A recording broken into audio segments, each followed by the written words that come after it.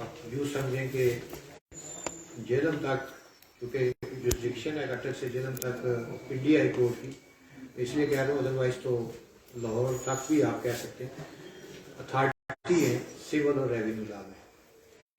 تو یہ ہماری خوش بختی ہے کہ آپ بار کونسل کے ممبر بھی ہیں اور آپ اپنا ٹائم بھی قیمتی ٹائم میں سے وقت نکال کے پڑھنے پڑھانے والے معاملے میں ٹائم نکالتے ہیں، اپنے کیسز چھوڑ دیتے ہیں، لیکن کرتے ہیں۔ آپ بہت ساری کالجز اور یونیورسٹیز میں بھی لیکچر دیتے ہیں، مجھے امید ہے آپ بہتر استفادہ کریں گے آج کے لیکچر سے۔ آج کی جو تقریب ہے اس کا آغاز تلاوت کرم پاک سے۔ مفتی صاحب کون سے آپ تشریف لائیں سر تلاوت کی۔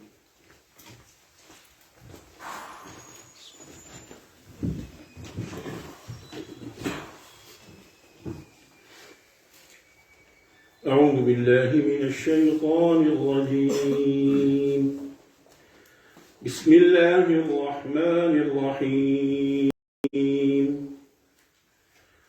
فإذا قضيتم الصلاة فاذكروا الله قياما وقعودا وعلى جنوبكم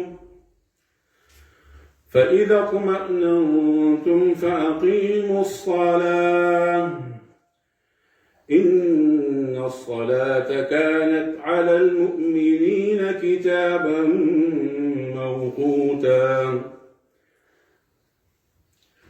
ولا تهنوا في ابتغاء القوم إن تكونوا تألمون فإنهم يألمون كما تألمون وترجون من الله ما لا يرجون وكان الله عليما حكيما إنا أنزلنا إليك الكتاب بالحق لتحكم بين الناس بما أراك الله ولا تكن للخائنين خصيما واستغفر الله إن الله كان غفورا رحيما صدق اللہ العظیم۔ ان آیات کا ترجمہ یہ ہے، پھر جب تم نماز تمام کر چکو تو کھڑے اور بیٹھے اور لیٹے ہر حالت میں اللہ کو یاد کرو، پھر جب خوف جاتا رہے تو اس طرح سے نماز پڑھو جس طرح امن کی حالت میں پڑھتے ہو۔ بے شک نماز کا مومنوں پر اوقات مقدرہ میں ادا کرنا فرض ہے، اور دشمنوں کا پیچھا کرنے میں سستی نہ کرنا۔ اگر تم بے آرام ہوتے ہو اس طرح وہ بھی بے آرام ہوتے ہیں، اور تم اللہ سے ایسی امیدیں رکھتے ہو جو وہ نہیں رکھ سکتے، اور اللہ سب کو جانتا ہے اور بڑی حکمت والا ہے۔ اے پیغمبر صلی اللہ علیہ وسلم، ہم نے آپ پر سچی کتاب نازل کی ہے تاکہ اللہ کی ہدایات کے مطابق لوگوں کے مقدمات کے فیصلے کرو، اور دیکھو دغابازوں کی حمایت میں کبھی بحث نہ کرنا، اور اللہ سے استغفار کیجیے، بے شک اللہ بخشنے والا مہربان ہے۔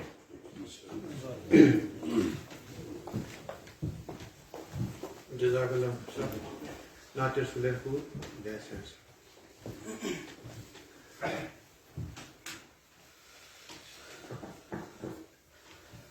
صلی اللہ علیہ یا رسول اللہ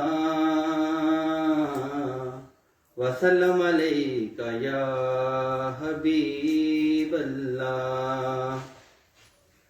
مجھ پہ بھی چشم کرم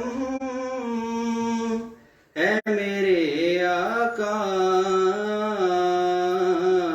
کرنا، مجھ پہ بھی چشم کرم ہے میرے آقا کرنا، حق تو میرا بھی ہے رہے مت کا تقاضا کرنا حق تو میرا بھی ہے. تو کسی کو بھی اٹھاتا نہیں اپنے در سے. تو کسی کو بھی اٹھاتا نہیں اپنے در سے. یہ تیری شان کے شان یا نہیں ایسا کرنا. یہ تیری شان کے شان یا نہیں ایسا کرنا. حق تو میرا بھی ہے رحمت کا تقاضا کرنا. مجھ پہ بھی چشم کرم ہے میرے آقا کرنا. مجھ پہ بھی چشم کرم. جزاک اللہ. لیکچر شروع ہونے سے پہلے کل لیکچر نہیں ہوگا. کل الیکشن ڈے ہے, ہائی کورٹ کا الیکشن ہو رہا ہے, اس لیے ہم نے کوئی لیکچر نہیں رکھا. منڈے کو آپ کے 2 لیکچر ہیں. پہلا لیکچر ڈاکٹر عزیز صاحب ہیں, director school of law Quaid Azam university, اور سیکنڈ لیکچر سید قمر سید شاہ سبزواری صاحب کا ہے. اور آپ لوگ منڈے کو 10:30 بجے تشریف لائیں گے. لیٹ نہیں کرنا کیونکہ ڈاکٹر صاحب نے آنا ہے, وہ اپنی مصروفیات چھوڑ کر اسپیشلی ہماری ریکویسٹ پر آ رہے ہیں, اس لیے وہ آئی پی پہ دے کے تو خاصا بینیفیشیل لیکچر ہوگا. تو منڈے کا اسکیجول میں اس لیے اناؤنس کر رہا ہوں کہ مجھے بعض دفعہ فون آتے ہیں, کچھ لوگ پہلے نکل جاتے ہیں, آخر میں اناؤنس کرتا ہوں تو پتہ نہیں ہوتا. تو اس لیے میں آج ابھی اناؤنس کر رہا ہوں, لیکن اس میں یہ بھی پرابلم ہوگی کہ جو لوگ ابھی نہیں آئے, کیونکہ کافی ساری سیٹس مجھے خالی نظر آ رہی ہیں. تو یہ اس دن ایڈوکیٹ جنرل صاحب نے تو بالکل ٹھیک کیا تھا, اندر سے کنڈی لگا دی تھی, کوئی بندہ پھر اندر نہیں آ سکا تھا. تو میں نے پہلے بھی ریکویسٹ کی تھی, آپ بھی اپنے ساتھیوں سے ریکویسٹ کریں کہ وہ اس بات پر مجبور نہ کریں. پھر اٹینڈنس رہ گئی, انٹرویو نہیں ہوگا آپ کا. اٹینڈنس یقینی بنائیں اور ٹائم کو جو ہے وہ پورے جو ٹائم بتایا جاتا ہے اس کو تشریف لے آیا کریں. تو آج کا لیکچر میں ریکویسٹ کروں گا جناب ذوالفقار علی عباسی صاحب سے, تشریف لائیں اور اسٹارٹ کریں.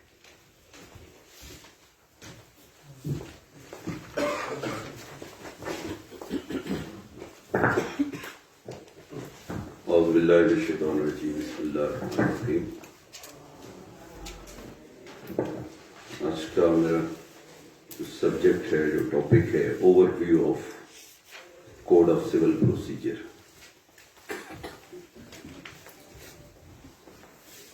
ٹاپک پہ آنے سے پہلے چند چیزیں میں عرض کروں. چونکہ being member Islamabad Bar Council, being chairman executive committee of Islamabad Bar Council, being a regulator,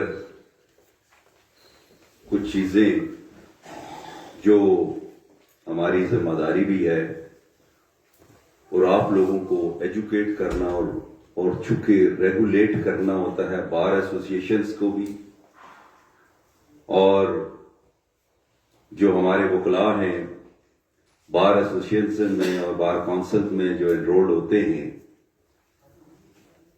ان کو بھی واچ کرنا, ان کے کنڈکٹ کو بھی دیکھنا. اور ایک چیز جو ابھی میں نوٹ کر رہا ہوں کہ کچھ لوگوں نے پراپر یونیفارم نہیں پہنا ہوا. ابھی میں یہ سامنے میرا آفس ہے, میں آفس میں بیٹھا تھا, میرے 2-3 ایسوسیٹ ہیں جو میرے ساتھ اپرینٹسشپ کرتے ہیں, تو وہ آئے تو ایک نے ٹائی نہیں پہنی ہوئی تھی. وہ ٹائی بھی جو یہ پراپر ٹائی ہے, بلیک ٹائی بھی نہیں ہے, چونکہ آپ ابھی انرولڈ نہیں ہوئے ہیں, آپ ایڈوکیٹ نہیں ہیں, بلیک ٹائی بھی نہیں پہن سکتے. تو یہ انٹرویو میں بھی وہاں جب ہم بیٹھتے ہیں اور جو کینڈیڈیٹ آتا ہے انٹرویو کے لیے، تو اگر وہ پراپر یونیفارم میں نہ ہو تو ہم اس کا انٹرویو نہیں لیتے، اس کو واپس کر دیتے۔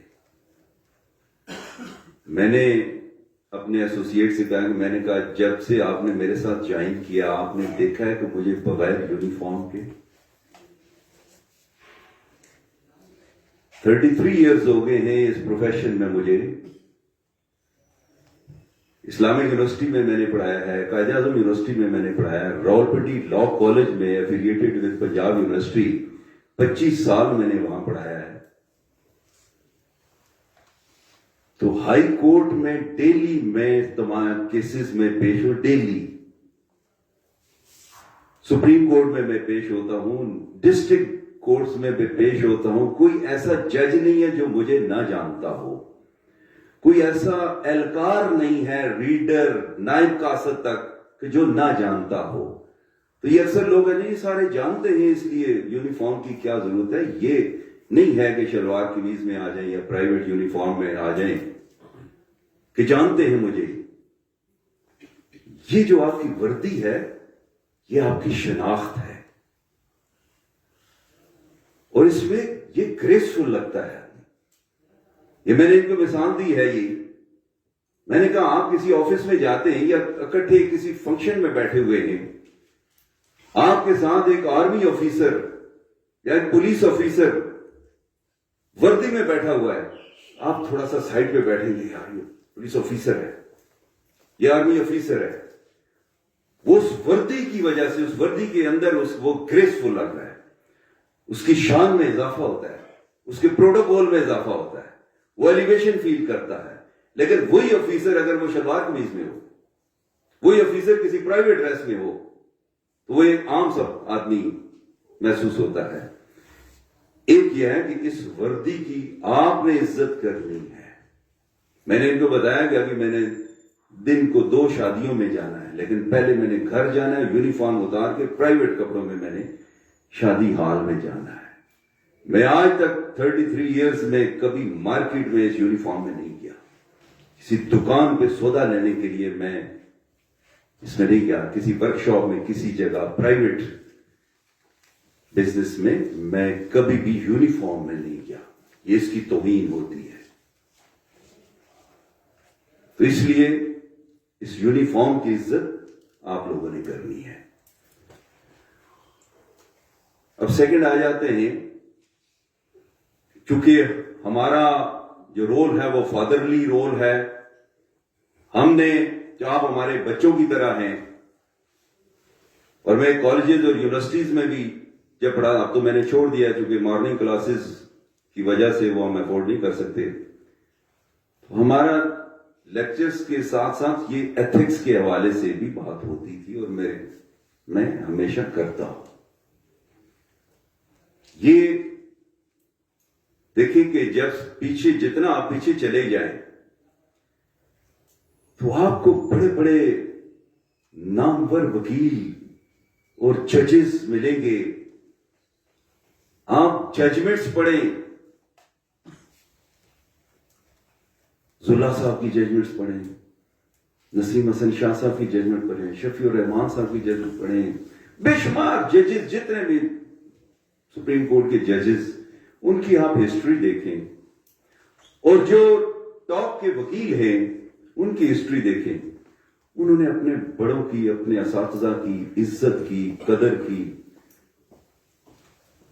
آج ہمارے اس پروفیشن میں جو زوال آ رہا ہے اس کی وجہ یہی ہے، وہ ایتھکس ختم ہو گئی، وہ بڑوں کا عزت اور احترام ختم ہو گیا ہے، وہ اساتذہ کا احترام ختم ہو گیا ہے۔ آج کل بھی ایک یہاں بیٹھے ہوئے تھے بار کونسلز میں، اور ہمارے کچھ ساتھی، کچھ وکلا بھائی یہ اعتراض کر رہے تھے کہ یہ آپ سینئرز کی وجہ سے بار جو ہے وہ زوال پذیر ہوئی ہے، آپ سینئرز نے بار کے اندر آنا چھوڑ دیا ہے۔ اور جب سینئرز بار میں بیٹھتے تھے تو نوجوان کو رسائی آسان ہوتی تھی ان تک پہنچنے میں، اور صبح وہ آتا تھا، اس کا کیس لگا تھا، وہ کیس ڈسکس کر لیتا تھا، وہ کوئی پروپوزیشن ڈسکس کر لیتا تھا، وہ کوئی ججمنٹ پوچھ لیتا تھا، وہ کوئی لا پوائنٹس پوچھ لیتا تھا. اب جب سینئرز نہیں آتے بارز میں تو وہ کس سے پوچھیں؟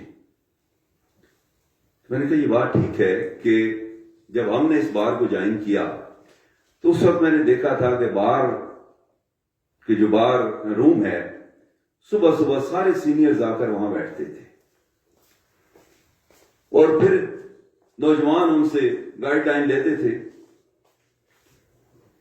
یہ جب سے تحریک شروع ہوئی ہے 2007 8 9 وکلا تحریک، ججز بحالی تحریک، اور پھر اس کے بعد جو لاٹ آئی ہے نعرے بازی، جسٹس فلاں پہ لعنت، بے شمار نعرے لگ رہے ہیں، جسٹس فلاں پہ لعنت بے شمار. پہلے ججز کا نام لینا بھی بڑا معیوب سمجھا جاتا تھا. آج بھی میں صبح ایک ٹی وی پہ ایک سیاسی رہنما کی تقریر سن رہا تھا، جسٹس اعجاز الحسن، جسٹس مظاہر اکبر نقوی، جسٹس فلاں جسٹس فلاں. یہ جلسوں میں، ریلیوں میں، تقریروں میں یہ ججز کے نام نہیں لیے جاتے تھے. اس سے پہلے احترام کیا جاتا تھا. وہ احترام کا ایک اس عہدے کا، اس سیٹ کا احترام ہوتا ہے. وہ شخص کتنا ہی برا کیوں نہ ہو، یہ جو سیٹ ہے یہ انسٹیٹیوشن ہوتا ہے. آپ نے اس سیٹ کا احترام کرنا ہے، اس سیٹ کی عزت کرنی ہے. میں جب پڑھاتا تھا تو یہ تحریک چل رہی تھی تو ایک اسٹوڈنٹ نے سوال کیا کہ اس سے پہلے بھی چیف جسٹس ڈکٹیٹروں نے فارغ کیے اور وہ اپنا سامان اٹھا کے گھر چلے گئے اور وکلا ان کے حمایت میں نہیں اٹھ کھڑے ہوئے. تو یہ افتخار چودھری صاحب کے ساتھ کوئی زیادہ محبت ہے کہ یہ سارے وکلا نے ان کو عہدے سے معزول کیا گیا اور وہ ان کے ساتھ کھڑے ہو گئے. ہم نے کہا یہ بات نہیں ہے، افتخار چودھری صاحب کے ساتھ کسی کی محبت نہیں ہے. بطور وکیل کے مجھے پتا ہے کہ لوگ ان کو پسند نہیں کرتے تھے ایز اے جج، لیکن افتخار چودھری کے ساتھ ہم نہیں ہیں. افتخار چودھری کی بحالی کے لیے ہم تحریک نہیں چلا رہے. ہم چیف جسٹس آف پاکستان کے جو عہدے کی توہین کی گئی ہے، جو اس کی تذلیل کی گئی ہے، ایک ڈکٹیٹر آ کر اس کو اٹھا کے سیٹ سے باہر پھینک دیتا ہے، ہم اس رول آف لا پہ عمل درآمد کرنے کے لیے، اس آئین کی بحالی کے لیے ہم یہ جدوجہد کر رہے ہیں. ہم کسی شخص کے لیے نہیں کر رہے. وہ ایک عہدہ ہے، وہ چیف جسٹس آف پاکستان ہے، وہ جو بھی ہے. تو یہ چیزیں ہیں احترام کی، اور ان چیزوں کو لے کر آگے بڑھنا. اور پھر یہ جو اس نے کہا کہ بار میں سینئرز نے آنا چھوڑ دیا، میں نے کہا پہلے ہم نے دیکھا کہ 20-20 سال کی سٹینڈنگ میں ہماری جرت نہیں ہوتی تھی کہ بار کے اندر جو اگلے صوفے لگے ہوئے ہیں ان پہ بیٹھنے کی کہ یہ سینئرز کے لیے، ہم پیچھے بیٹھتے تھے. 20-20 سال کی سٹینڈنگ کے باوجود پیچھے بیٹھتے تھے کہ یہ سینئرز کے لیے. میں نے کہا آج جب ایک سینئر جس کی 40 سال سٹینڈنگ ہے، 50 سال سٹینڈنگ ہے، 30 سال سٹینڈنگ ہے، وہ جب جاتا ہے تو فرنٹ لائن پر 2 سال کی سٹینڈنگ کا لڑکا ٹانگ پہ ٹانگ رکھ کے بیٹھا ہوتا ہے اور ساتھ وہ سگریٹ پی رہا ہوتا ہے، اور وہ کھڑا نہیں ہوگا، وہ سیٹ خالی نہیں کرے گا اس بابے کے لیے، اس سفید بالوں والے کے لیے. وہ کہتا ہے کیا یہ بھی وکیل ہے، میں بھی وکیل ہوں، اس سے کیا فرق پڑتا ہے، یہ کچھ عرصہ پہلے آ گیا، میں کچھ عرصہ بعد میں آیا ہوں، اس لیے ہم ایکول ہیں. یہ جب سوچ پیدا ہوگی ہے تو میں نے کہا آپ بتائیں کہ سینئرز کو باہر میں آنا چاہیے اپنی بےزتی کروانے کے لیے کہ جب وہ کھڑے ہوتے ہیں اور 2 سال کا لڑکا جو فرنٹ میں بیٹھا ہوا ہے وہ اس کے لیے کھڑا نہیں ہوتا، اس کو سیٹ آفر نہیں کرتا. تو یہ جو معاشرہ ہے، اس معاشرے کو کس طریقے سے ہم نے ٹھیک کرنا ہے، یہ ہم لوگوں کی ذمہ داری ہے، یہ آپ لوگوں کی ذمہ داری ہے، یہ میری ذمہ داری ہے. تو اس طریقے سے ہم نے اپنی باز کے اندر اپنے لوگوں کو، اپنے نوجوانوں کو ایجوکیٹ کرنا ہے، یہ ایتھکس بتانے ہیں، لا کے ساتھ ساتھ یہ چیزیں سکھانی ہیں.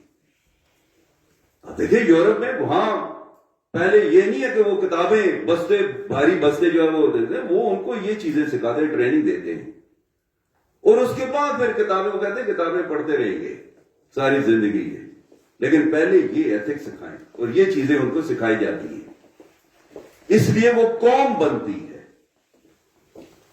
وہ بنیادی ٹریننگ ہوتی ہے جس کی وجہ سے وہ قوم بنتی ہے، اور ہم ایک ہجوم تیار کر رہے ہیں، قوم نہیں تیار کر رہے، تو اس لیے یہ چیزیں بھی یہ ہماری ذمہ داری میں آتا ہے، اس لیے میں یہ ٹچ دے رہا ہوں۔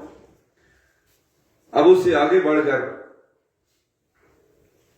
کچھ وکالت کے گر بھی آپ کو بتا دوں، چونکہ آپ نوجوان ہیں، آپ اس پیشے کے اندر نیولی آپ انٹر ہو رہے ہیں، تو اس میں یہ یاد رکھیں کہ ایک تو یہ ہے کہ اس میں محنت ہے، یہ اوپن کمپٹیشن کا فیلڈ ہے، اس میں کوئی حسب نسب کی بات نہیں ہے کہ کوئی فلاں بڑے باپ کا بیٹا ہے، کوئی بہت بڑا شخص ہے، بڑی شخصیت کا بیٹا ہے، ایک عام مزدور کا بیٹا وہ اس پروفیشن میں محنت کرتا ہے اور کمپیٹ کر کے وہ آگے نکل جاتا ہے۔ ہم نے جسٹس افضل عبداللہ صاحب، چیف جسٹس آف پاکستان، جب وہ ریٹائر ہوئے تو ان کو باہر میں بلایا، تو انہوں نے اپنی ہسٹری بتایا، انہوں نے کہا میں یہ گجر خان کے ساتھ گاؤں دولتالہ کے ساتھ آگے گاؤں ہے، وہاں ٹاٹوں کا سکول تھا، گورنمنٹ کے سکولوں میں پڑھتے تھے، واپس آ کر بھینسیں وغیرہ مال مویشی چراتے تھے، جوڑوں میں ہم نہاتے تھے۔ کہتے ہیں ایک ٹاٹ پہ پڑھنے والا گورنمنٹ سکول میں، گاؤں کے دیہات کے سکول میں،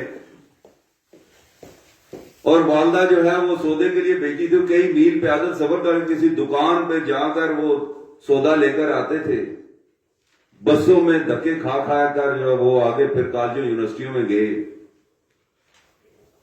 تو آج میں چیف جسٹس آف پاکستان بن گیا ہوں۔ تو یہ آپ جیسے نسیم حسن شاہ کی، دوسروں جتنے بھی ہیں، ایس ایم ظفر صاحب کی آپ ہسٹری پڑھیں، سائیکل بھی نہیں تھی، اپرینٹسشپ کے دوران، وکالت کے دوران سائیکل بھی نہیں تھی، ٹھیک ہے، ایک کلی کی سائیکل تھی، اس کے ساتھ دفتر جاتے تھے، شام کو سینئر کے چیمبر میں جاتے تھے۔ ایک بروئی صاحب کی ہسٹری پڑھیں، وہ ان سے بھی پیچھے تھے، تو انہوں نے وہ ورلڈ فیم کے وکیل پیدا ہوئے ہیں۔ تو اس لیے یہ اوپن کمپٹیشن کا فیلڈ ہے، جو محنت کرتا ہے وہ آگے نکل جاتا ہے۔ اس لیے یہ آپ لوگوں کے خوش قسمتی ہے کہ آپ اس فیلڈ کے اندر آئے ہیں، جہاں نہ کوئی حسب نسب ہے، نہ کوئی سفارش ہے، کوئی آپ کی مدد نہیں کر سکتا، کوئی سفارش پہ وکیل آگے کامیاب وکیل نہیں بن سکتا، یہ آپ کی محنت ہے، لک ہے جو آپ کو آگے لے کر جائے گی۔ تو اس کے لیے ایک تو یہ کتاب کے ساتھ رشتہ، اور وکالت میں کچھ چیزیں نفسیاتی ہوتی ہیں، آپ کی پبلک ڈیلنگ ہوتی ہے، آپ کے پاس جو کلائنٹ آتا ہے اس کلائنٹ کو آپ نے متاثر کرنا ہے، وہ یہ سمجھے گا کہ ہاں یہ وکیل ٹھیک ہے، یہ میرا کیس سمجھتا ہے، یہ میرا کیس ٹھیک لڑے گا، پھر وہ آپ کو فیس دے گا، ادروائز کوئی 10 روپے بھی اس طرح فالتو نہیں دیتا۔ لیکن یہ جو لاکھوں روپے لوگ دیتے ہیں ایک ان نون پرسن کو، وہ کیوں دیتے ہیں کہ وہ اعتماد کرتے ہیں کہ یہ میرا کیس لڑے گا، یہ کمپیٹنٹ آدمی ہے، یہ میرا کیس سمجھتا ہے، اس کی لیگل اپروچ ٹھیک ہے، اس کی لیگل گرپ ٹھیک ہے، اور وہ اسی صورت میں کر سکتے ہیں کہ جب آپ کے پاس کوئی کلائنٹ آئے تو وہ آپ کو ڈاکومنٹ دیتا ہے، یہ ڈاکومنٹ ہے، اور اپنی کہانی سناتا ہے، آپ اس کو پہلے ٹائم دیں، کہانی سنیں اس کی، اور ڈاکومنٹ دیکھیں، اور اس کے بعد پھر چند چیزیں جو میں آپ کو بتاؤں کہ اب میں چونکہ زیادہ لینڈز کے کیسز کرتا ہوں، ریونیو سائٹ پہ زیادہ کام میرا، ایک فیم ہو جاتی ہے بندے کی کہ یہ ریونیو کا وکیل ہے سول سائٹ پہ، تو وہ اب میرے پاس آتا ہے جی ٹھیک ہے، یہ انہیریٹنس سے اب میں انتقال ہے، میوٹیشن، ایک پراپرٹی ٹرانسفر ہوئی ہے دوسری کے فیور میں. اب کسی کو بولا تو میں کہتا ہوں اچھا یہ جی وراثت کا انتقال ہے, فلاں شخص فوت ہوا ہے, اس کے اتنے بیٹے تھے, اتنی بیٹیاں تھیں, یہ بیوہ تھی, اتنا حصہ اس کو ملا ہے. آپ کا کیا مسئلہ ہے؟ یہ سیل پیوٹیشن ہے, یہ فلاں نے بیچی ہے, فلاں کو اتنے میں, یہ سیل کنسنٹریشن ہے, اتنا رقبہ ہے, یہ ٹرانسفر ہوئی ہے, یہ فلاں نمبر سے. اب آپ کا کیا مسئلہ ہے؟ یہ مارٹگیج کا ہے, یہ فلاں نے فلاں کو رہن کی ہے, اتنے عرصے کے لیے رہن کی ہے, یہ مارٹگیج ہے, ریڈیم نہیں ہوئی ہے. یہ اب جب آپ بتائیں گے تو یہ تو سارا جانتا ہے, لیکن جب وہ آپ کے پاس آئے اور آپ کو وہ ڈاکومنٹس دے تو آپ کے یہ کیا ہے, وہ سٹارٹ سے ہی سمجھ جاتا ہے, اس کو نہیں پتا. جب آپ اس سے پوچھیں نا جی یہ کیا ہے, مسئلہ کیا ہے آپ کا, پھر وہ آپ ڈاکومنٹس پڑھ نہیں سکتے, آپ ڈاکومنٹس کو سمجھتے نہیں, اس کا لا بھی نہیں پتا آپ کو.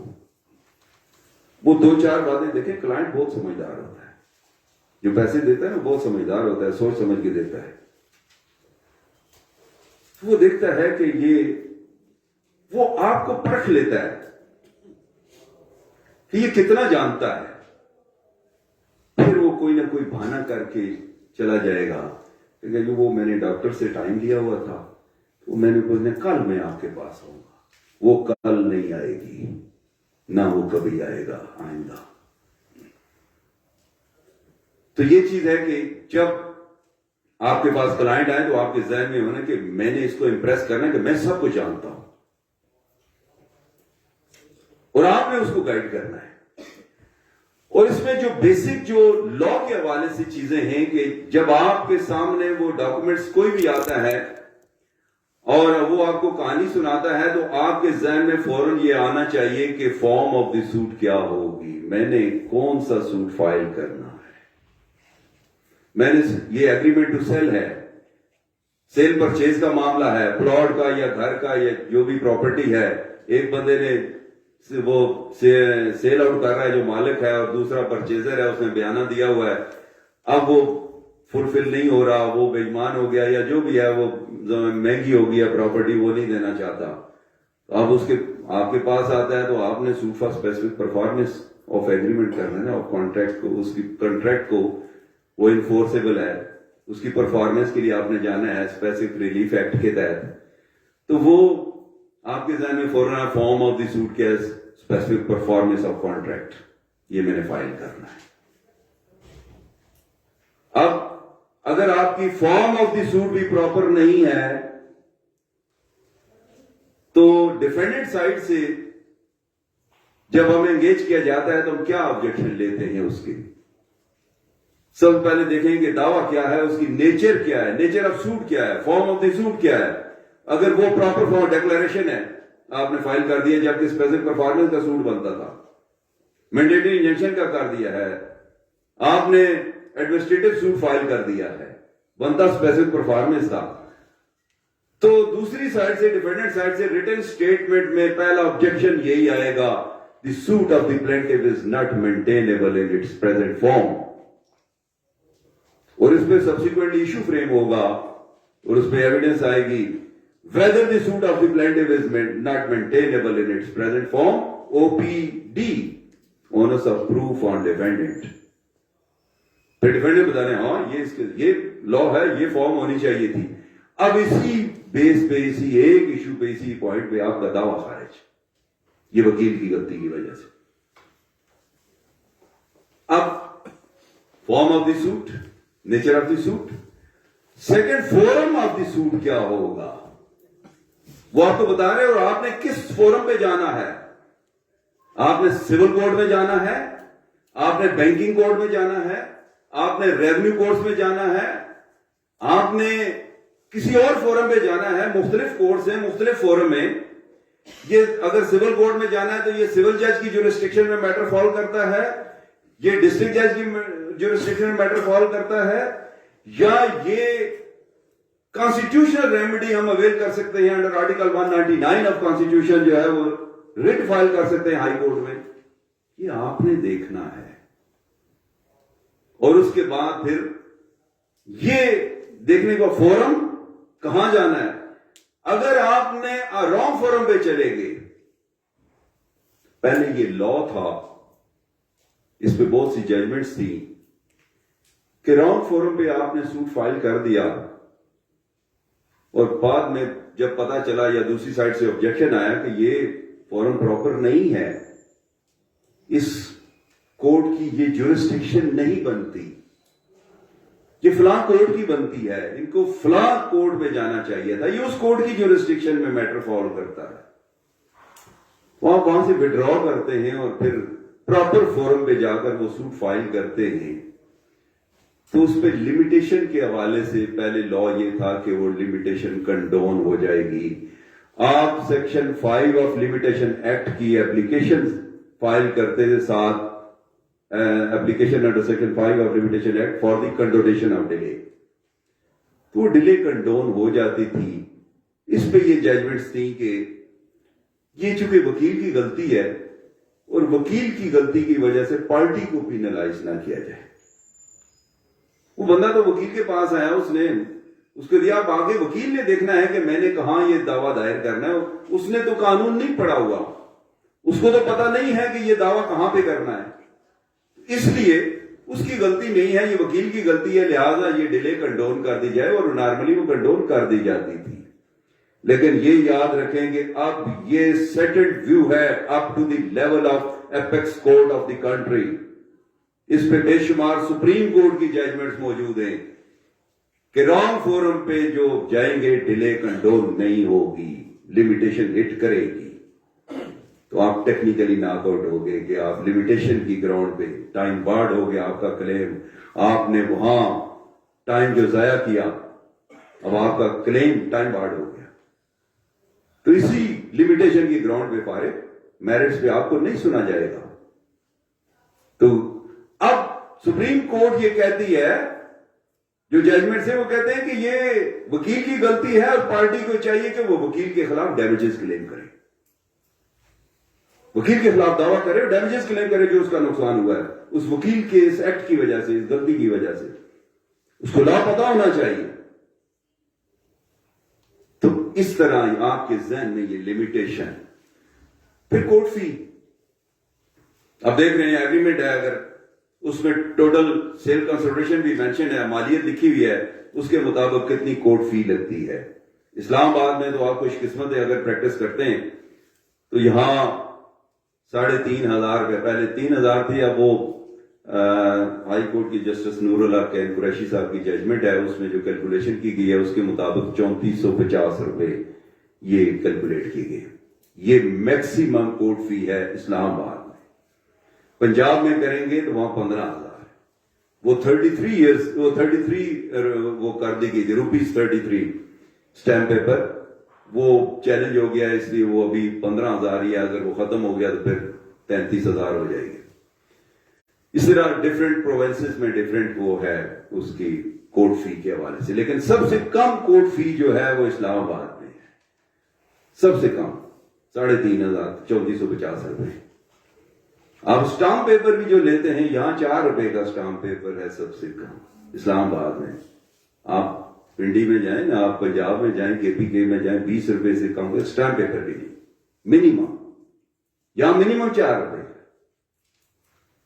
تو یہاں چونکہ اسلام آباد میں غریب لوگ رہتے ہیں جو قانون ساز ہیں، قانون بناتے ہیں، جو ایکڑوں میں رہتے ہیں، اور جہاں زمین کی قیمت پر سکوائر فیٹ کے حساب سے ہے، اس لیے چونکہ وہ قانون یہاں بیٹھے ہوئے لوگ بناتے ہیں تو اپنے لیے آسانی پیدا کرتے ہیں کہ یہ کم سے کم رکھیں. اور یہ پنڈی میں، ڈھوکوں میں، محلوں میں، تنگ گلیوں میں جو 3 مرلے میں رہتے ہیں وہ دیں 33,000 روپیہ فی کورٹ فیس ٹیکس دیں وہ. لیکن یہاں نہیں ہے، چونکہ غریب لوگ رہتے ہیں اسلام آباد میں. تو یہ آپ لوگوں کے لیے آسانی ہے، یہ کورٹ فی بھی ذہن میں رکھنی چاہیے. لمیٹیشن، فورم، اس طرح یعنی بیسک کورٹ فی اب کورٹ فی اس وجہ سے کہ بعض دفعہ ایسا بھی ہوتا ہے کہ آپ کے پاس ایک سرکاری ملازم آتا ہے کیس کرنے کے لیے، اس کی محدود انکم ہے، وہ اس لمیٹڈ انکم میں اپنا گزارا کرتا ہے، تنخواہ میں سے کچھ بچت کر کے تو وہ آگے جو شادیاں غمیاں یا اس قسم کی چیزیں ہوتی ہیں تو وہ پھر دیکھتا ہے، تو وہ آپ سے پوچھتا ہے وکیل صاحب آپ کی فیس کتنی ہوگی، یہ اس کیس میں نے کرنا ہے کتنی فیس دیں گے؟ تو آپ نے اپنی فیس تو بتا دی، لیکن یہ مسلینیس چارجز نہیں بتائے، تو بعد میں جب آپ کو اتنی کورٹ فی بھی لگے گی، اتنے یہ منشیانہ بھی ہوگا، یہ منشی کو بھی دیں گے، اتنا یہ ٹائپنگ کے اخراجات ہیں، اتنے یہ ڈاکومنٹس وغیرہ، یہ کاپیاں وغیرہ کرانا یہ ہے، یہ اتنی ٹکٹیں لگے گی، وہ آپ نے فالتو اگر 10-20-30 ہزار روپیہ بنا دیا تو وہ تو پریشان ہو جائے گا، کیونکہ اس نے تو وہ کیلکولیٹ کیا ہوا تھا چلے اتنا کچھ نہ کچھ کر کے تنخواہ میں سے یا ادھار لے کر وہ کر دو، اس نے اپنا ایک مائنڈ بنا لیا تھا، لیکن آپ یہ جب کریں گے تو وہ آپ کی مس انڈرسٹینڈنگ ہو جائے گی اس کے ساتھ، تو یہ چیزیں پہلے کلیئر ہونی چاہیے، کلائنٹ کے ساتھ آپ کی مس انڈرسٹینڈنگ نہ ہو۔ تو ان چیزوں کو سامنے رکھتے ہوئے یہ آپ نے کیس بک کرنا ہے، اور اس کے بعد ڈرافٹنگ تو ہے، آپ پلیڈنگ تو آپ نے پڑھی ہوئی ہے اور آپ دیکھتے بھی ہیں اور آپ بھی کر بھی رہے ہیں، آپ کچہری کے اندر یا جہاں بھی چیمبرز کے اندر کام پریکٹس کر رہے ہیں۔ اب ہم آتے ہیں اس کی طرف، یہ جو کوڈ آف سول پروسیجر ہے، بیسیکلی یہ سارا پروسیجر ہے، یہ پروسیجر یہ بتاتی ہے سی پی سی آپ کو۔ میں اکثر کہتا ہوں کہ آپ لا آف کانٹریکٹ نہ پڑھیں آپ وکیل بن جائیں گے، آپ رجسٹریشن ایکٹ نہ پڑھیں آپ وکیل بن جائیں گے، آپ اسپیسیفک ریلیف ایکٹ نہ پڑھیں آپ وکیل بن جائیں گے، آپ جتنے بھی ایکٹ ہیں آپ کوئی ایکٹ نہ پڑھیں، لمیٹیشن ایکٹ نہ پڑھیں آپ وکیل بن جائیں گے، لیکن اگر آپ سی پی سی نہیں پڑھیں گے تو آپ وکیل نہیں بن سکتے۔ پروسیجر یہ بتاتی ہے آپ نے کھڑے کیسے ہونا ہے، کس سائڈ پہ کھڑے ہونا ہے، عدالت میں جانا ہے، دعویٰ کیسے کرنا ہے، دائر کیسے کرنا ہے، یہ سارے کا سارا پروسیجر جو ہے وہ یہ بتاتی ہے، پہلے دن سے لے کر دائری دعویٰ جو آپ فائلنگ آف دی سوٹ ہے آپ کا، جو آپ نے سوٹ تیار کیا ہے، اب پلیٹ آپ تیار کرتے ہیں تو سب سے پہلے آپ نے آرڈر 7 کو دیکھنا ہے پلیٹ تیار کیسے کی جاتی ہے۔ اگر آپ ڈیفینڈنٹ کے وکیل ہیں تو آپ نے ریٹن سٹیٹمنٹ تیار کرنی ہے، جواب دعویٰ دینا ہے تو آپ نے آرڈر 8 کو دیکھنا ہے۔ اب آپ نے پلیٹ تو تیار کر لی آرڈر 7 کو سامنے رکھتے ہوئے، اب اس کو دائر کیسے کریں گے، اس کے اندر وہ لکھا ہوا پروسیجر کیا کیا چیزیں لگانی ہیں، اس کے مطابق آپ نے وہ پلیٹ بھی کر لی، ٹکٹیں ویریفیکیشن سب کچھ کر دیا، اس کے ساتھ آپ نے طلبانہ بھی جمع کرا دیا، سمن بھی جمع لگا دیے، آپ نے فہرست نثار بھی، ریلائنس لسٹ آف ریلائنس بھی وہ شامل کرا دی، اور وہ فہرست دستاویزات پیش کے یہ سارے جتنے بھی ڈاکومنٹس جو اس کے اندر مینشنڈ ہیں وہ سارے آپ نے تیار کر ایک فائل بنا لی۔ اب آپ کورٹ میں جائیں گے، اب آپ کا کام آگے آ گیا کورٹ میں، یہ تو پہلے آپ نے دفتر کے اندر بیٹھ کے یہ ساری چیزیں تیار کی۔ اب جب آپ کورٹ میں جائیں گے تو وہاں سی پی سی کا آرڈر 4 آپ کو یہ کہتا ہے فائلنگ کیسے کی جاتی ہے۔ انسٹیٹیوشن آف سوٹ سیکشن 15، پہلے تو سیکشن 15 میں یہ ہے کہ کہاں سوٹ فائل کریں گے، لوئسٹ گریڈ کی کورٹ میں آپ سوٹ فائل کریں گے، یا آپ ڈائریکٹ سپریم کورٹ میں نہیں دعویٰ دائر کر سکتے۔ یہ کورٹ جو بنائی گئی ہیں اس کے درجہ بدرجہ اسی وجہ سے بنائی گئی ہیں کہ یہ سیکشن 15 میں، اور پھر سیکشن 26 جو ہے وہ یہ کہتا ہے کہ جو انیشل سٹیج کی کورٹ ہے، لوئسٹ گریڈ کی کورٹ ہے، آپ وہاں سوٹ فائل کریں گے سول جج کے پاس۔ اگر تحصیل ہے تو سول جج ہے، اگر ڈسٹرکٹ ہے تو وہاں سینئر سول جج ہے، وہاں سوٹ فائل کریں گے۔ اب اس کا پروسیجر بھی دیا ہوا ہے آرڈر 4 کے اندر کیسے فائل کریں گے، اس کے اندر لکھا ہو، یہ آپ دیکھتے ہیں کہ آپ سینئر سول کسی بھی ڈسٹرکٹ میں آپ پریکٹس کرتے ہیں تو آپ جاتے ہیں سینئر سول جج کے کورٹ میں ایک باکس پڑا ہوتا ہے، یہ لکڑی کا ایک صندوق ہوتا ہے، تالا لگا ہوتا ہے اور اس کے اوپر وہ سوراخ بنا ہوتا ہے۔ آپ ڈسٹرکٹ جج کے پاس جاتے ہیں یا اپیلیں وغیرہ دائر کرتے ہیں تو وہاں بھی ایک صندوق پڑا ہوتا ہے، یہ باکس اسی لکڑی کا، اس کے اندر فائلیں ڈالتے ہیں۔ آپ ہائی کورٹ میں جاتے ہیں تو وہاں بھی ایسے ہی ہے، اگر آپ پنڈی بینچ میں گئے ہو، Lahore high court Pindi bench میں، تو یہ جو सीढ़ियां ऊपर चढ़ती हैं, ये जो मेन जो बड़ी अदालत है सीनियर जज की, उसके सामने कोर्ट के सामने ऊपर जो सीढ़ियां चढ़ती हैं, तो सीढ़ियां जो चढ़े तो सामने बॉक्स पड़ा होता है। जितने वकील जाते हैं वो अपीलें हैं, रिट है, जो भी है आपको वो उसके अंदर डाल देते हैं। ये फाइलिंग ऑफ द सूट है, फाइलिंग ऑफ द अपील है। ये कहां प्रोवाइडेड है? ये आर्डर 4 में लिखा हुआ है कि आप ये इस तरह दायर करेंगे। ये प्रोसीजर वहां लिखा हुआ है, किस कानून के तहत। ये जो आप वो बॉक्स में डालते हैं, किस कानून के तहत डालते हैं? आर्डर 4 के तहत डालते हैं। और उसी के अंदर लिखा हुआ है, उसके बाद फिर वो उसके टाइमिंग्स होते हैं। वो टाइमिंग बार एसोसिएशन जो अपनी मर्जी से वो जो सीनियर जज होता है उसके साथ मिलकर टाइमिंग तय करने में दिन में 2 दफा किसी जगह पहला टाइम जो 11 बजे है वो खोलने का डायरी का, और दूसरा टाइम 1 बजे है या किसी या 2 बजे है। तो इस तरह वो टाइमिंग अपने हिसाब से उन्होंने रखे होते हैं। तो दिन में 1 या 2 दफा जो है वो टाइम होता है उसका। वो फिर खोल के वो एहलकार जो आता है ताला खोल के वो फिर ले जाता है। जो सीनियर सिविल जज है या अगर डिस्ट्रिक्ट जज अपीलें हैं तो वो डिस्ट्रिक्ट जज के पास, अगर सिविल जज ये जो सिविल सूट फाइल करते हैं तो वो सीनियर सिविल जज वो मार्किंग करता है। कुछ जो है वो फाइलें अपने पास रख लेता है, वो उसके ऊपर लिख देता है सेल्फ, और वो स्टैंप लगी होती है, और उसके ऊपर वो कुछ के ऊपर वो आगे मार्क कर देता है सिविल जज 1, सिविल जज 2, किसी जगह कोर्ट्स नंबरिंग के हवाले से कोर्ट नंबर 1, 2, 3, 4, और जहां नंबरिंग नहीं है तो वहां सिविल जजेस के नाम लिख देते हैं, मिस्टर मुख्तार अहमद गोंदल, फलां अकमल खान।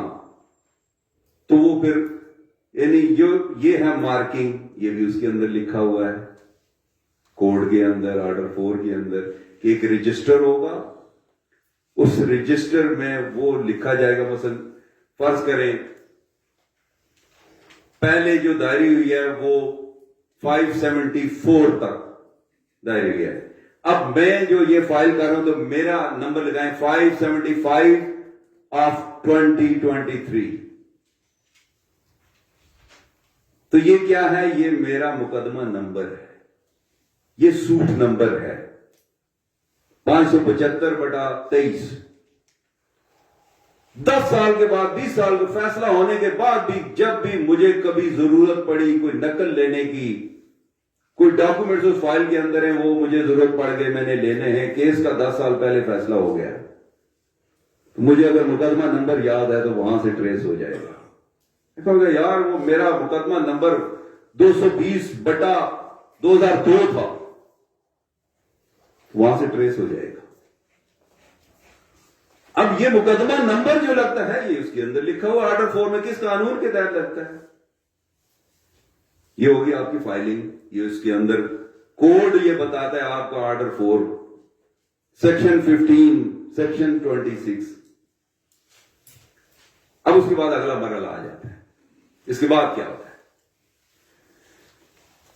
जब कोर्ट के पास सामने फाइल है, जिसको भी मार्क होती है उसके सामने जाती है, अगर तो स्टे मैटर है तो आप आर्ग्यू करते हैं कि मुझे इंटरम स्टे भी दिया जाए,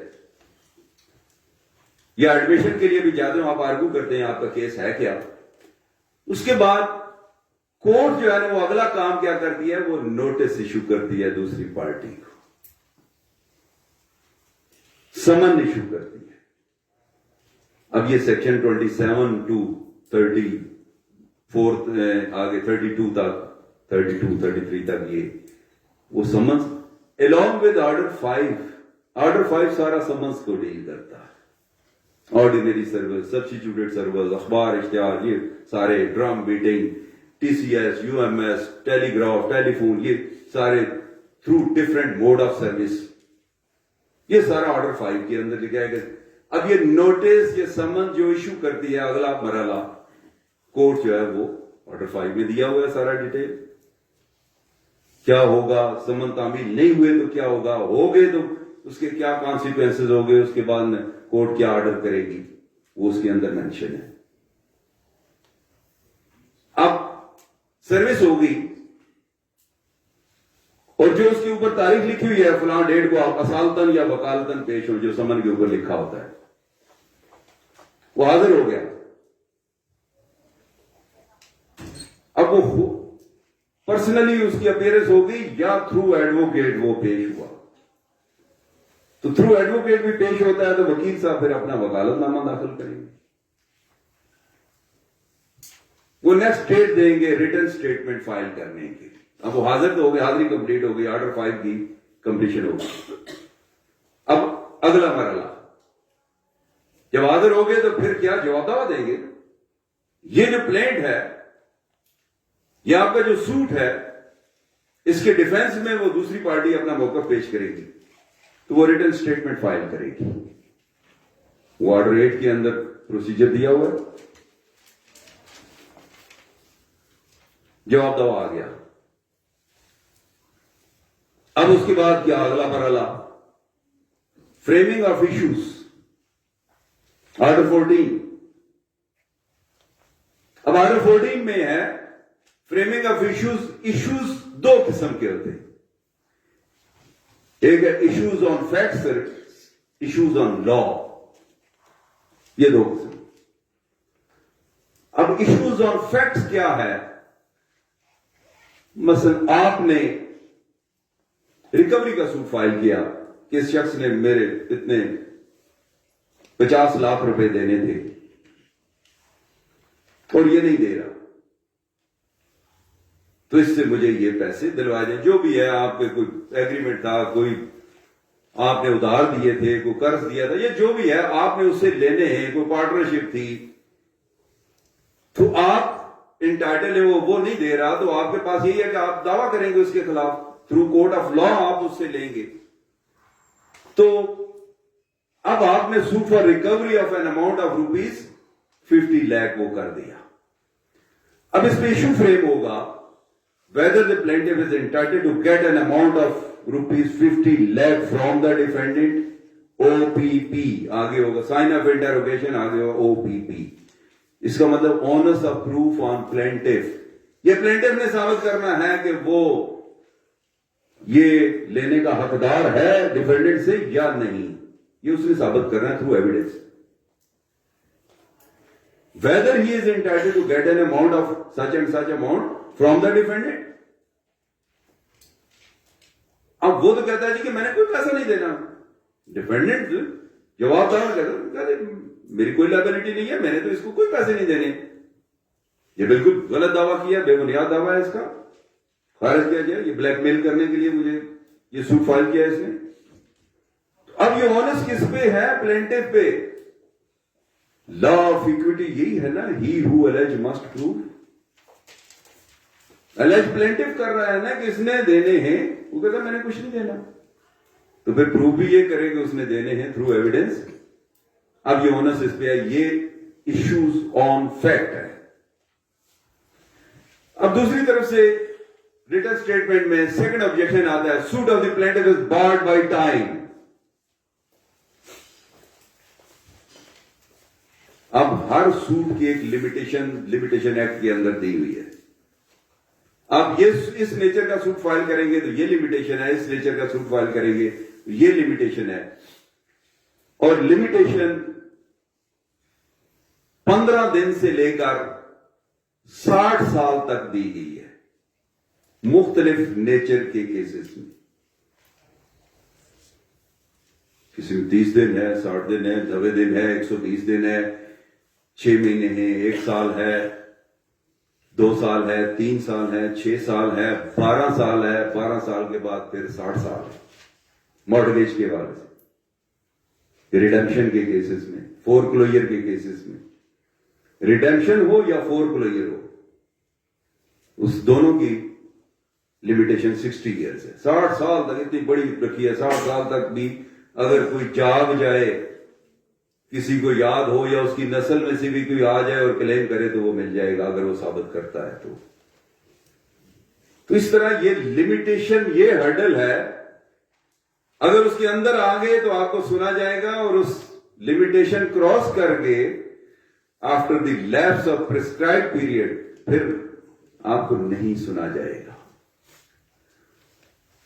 اب آپ نے سوپر اسپیسیفک پرفارمنس فائل کیا اور اس کے اندر لکھا ہوا ہے ایگریمنٹ کے اندر کہ یہ فلاں ڈیٹ تک 31 دسمبر 2023 تک یہ بقایا پیسے دے گا اور اس نے پراپرٹیز کے نام پہ ٹرانسفر کرانی ہے. اب وہ ڈیٹ اس کے اندر مینشن ہے. اب جب ڈیٹ دی گیا تو وہاں سے لمیٹیشن بھی سٹارٹ ہوگی. اب اس کی پرفارمنس کے لیے لمیٹیشن ایکٹ کے اندر آرٹیکل 113 کہتا ہے 3 سال کے اندر آپ سوٹ فائل کر سکتے ہیں. آپ 4 سال کے بعد آتے ہیں تو دوسری طرف سے یہی آبجیکشن آئے گا, suit of the plaintiff is hopelessly barred by time. OPD onus of proof on defendant. یہ ڈیفینڈنٹ جو بھی الیج کر رہا ہے یہ اس کا پریلیمنری آبجیکشن ہے, اس لیے اونرز بھی اسی پہ ہے اور ثابت بھی اس نے کرنا ہے. اب یہ ایک لیگل کوسچن ہے, اس نے تو ثابت کرنا ہے جناب یہ ایگریمنٹ دیکھ لیں, اس کے اندر ڈیٹ لکھی ہوئی ہے اور یہاں سے کیلکولیشن کر لیں یہ 3 سال یہاں تک بنتے ہیں, اس نے 4 سال کے بعد یا 5 سال کے بعد یا 3.5 سال کے بعد یہ سوٹ فائل کیا ہے. تو ایک دن بھی اوپر ہو گیا تو وہ ٹائم بارڈ ہے, ایک دن بھی. اور پھر یہ یاد رکھیں کہ جو پرسکرائب پیریڈ ہے اس کے اندر دیا ہوا ہے لمیٹیشن ایکٹ کے اندر, وہ اگر لیپس کر جاتا ہے, آپ ایون اپیل فائل کرتے ہیں, اپیل میں 30 ڈیز بھی دیے گئے ہیں, 60 ڈیز بھی دیے گئے ہیں, 90 ڈیز بھی دیے گئے ہیں. یہ لمیٹیشن ہے مختلف فورم سے, مختلف حوالوں سے. آپ کے خلاف نیچے ججمنٹ پاس ہوئی ہے تو آپ نے اس کو اصیل کرنا ہے, کہاں جانا ہے اور کتنے عرصے میں جانا ہے. اب وہاں اگر 30 ڈیز دیے گئے ہیں, within period of 30 days you have to file an appeal before appellate forum, اور آپ 40 دن کے بعد آتے ہیں یا 35 دن کے بعد آتے ہیں, ایون کہ آپ 32 دن 2 دن بعد آتے ہیں, 32ویں دن آپ نے اپیل فائل کی, اب آپ نے وہ جو کنڈونیشن آف ڈیلے کی اپلیکیشن لگانی ہے تو پھر آپ نے 2 دن نہیں ثابت کرنا کہ کہاں رہے, کیونکہ 2 دن آپ اوپر چلے گئے نا. پھر آپ نے 32 دن ثابت کرنے ہیں. پھر وہ سیکشن 5 کو سامنے رکھتے ہوئے یہ کہتے ہیں کہ each and every day must be explained. ایک ایک دن پھر آپ نے ثابت کرنا پہلے دن سے کہ کہاں رہے گے. یہ نہیں ہے کہ وہ اگلے 2 دن صرف ثابت کریں کہ وہ ٹائم بارڈ ہے تو وہ 2 دن آپ ایکسیڈنٹ ہو گیا تھا, شادی تھی, فوتگی ہو گئی تھی, مجبوری تھی, جو بھی آپ مجبوری اپنی بتائیں گے, ایون ڈاکومنٹ بھی لگائیں گے, تو پھر یہ یاد رکھیں کہ وہ آپ نے 2 دن نہیں ثابت کرنے, آپ نے 32 دن ثابت کرنے. ایک ایک دن پہلے دن سے لے کر کیا کرتے رہے آپ. یہ OPD ایشو فریم ہو گئے. اس کے بعد کیا ہوگا؟ Next evidence. اب ایویڈنس کے لیے پہلے پلینٹف کی ایویڈنس ہوگی, جو کلیم لے کر جو کلیمنٹ ہے, جو کمپلینٹ ہے, جو پلینٹف ہے, جو مدعی ہے, جس نے اپیل کیا ہے, وہ جو اپیلانٹ ہے. سٹارٹ کون کرے گا؟ رائٹ ٹو بگن کس کا ہے؟ پلینٹف ہے. یہ کہاں لکھا ہوا ہے؟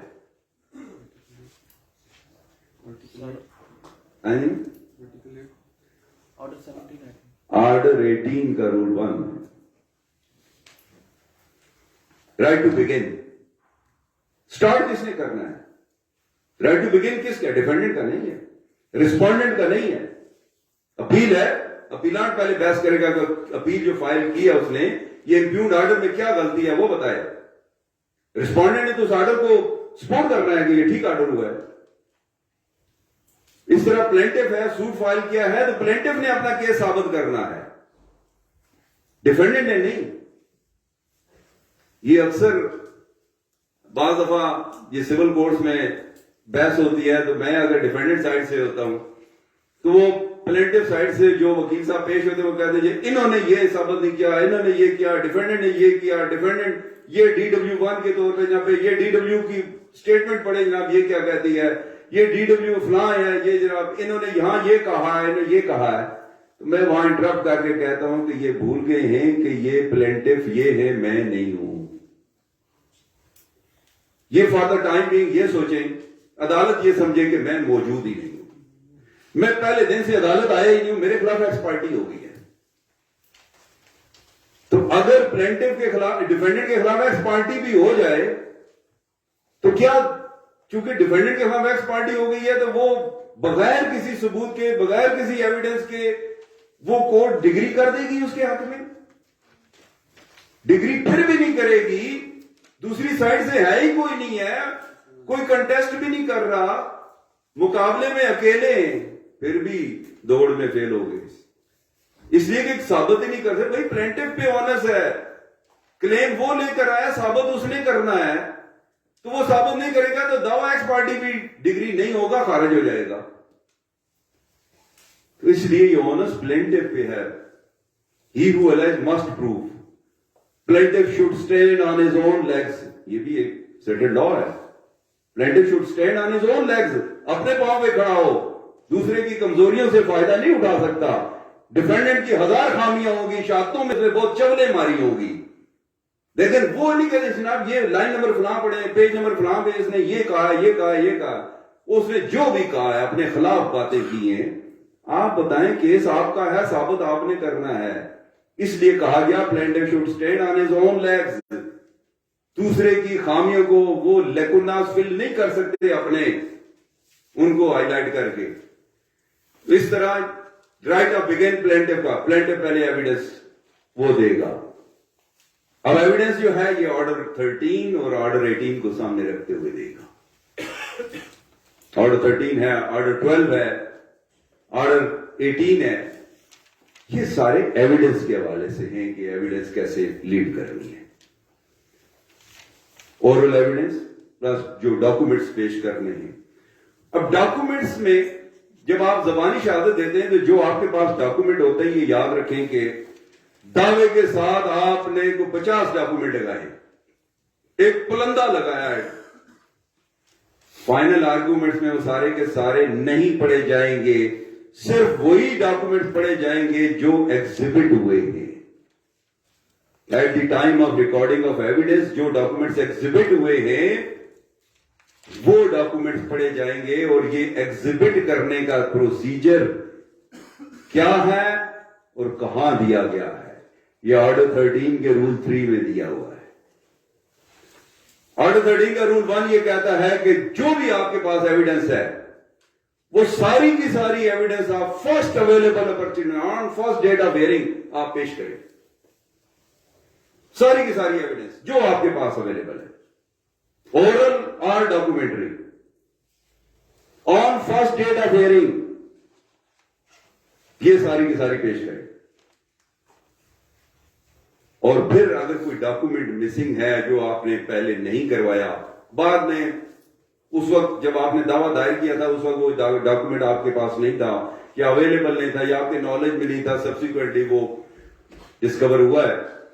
اب آپ وہ امپورٹنٹ ڈاکومنٹ ہے اور وہ اس کیٹ کے ساتھ اس بڑا ریلیٹڈ ہے، تو کیسے اس کو پیش کر سکتے ہیں؟ ریلائی بھی نہیں کیا آپ نے. تو اب آپ نے پھر ایڈیشنل ایویڈنس کی درخواست دینی ہے کورٹ میں، اور وہ اس کا رول 2 ہے، آرڈر 13 کا رول 2 ہے. اس کے تحت آپ ایپلیکیشن دیں گے اور اپیلیٹ کورٹ میں بھی آپ ایڈیشنل ایویڈنس دے سکتے ہیں. فیصلہ ہو گیا، دونوں طرف سے شاطر ہونے کے بعد بحث ہو گئی ہے، کیس کا فیصلہ دعویٰ ڈگری ہو گیا،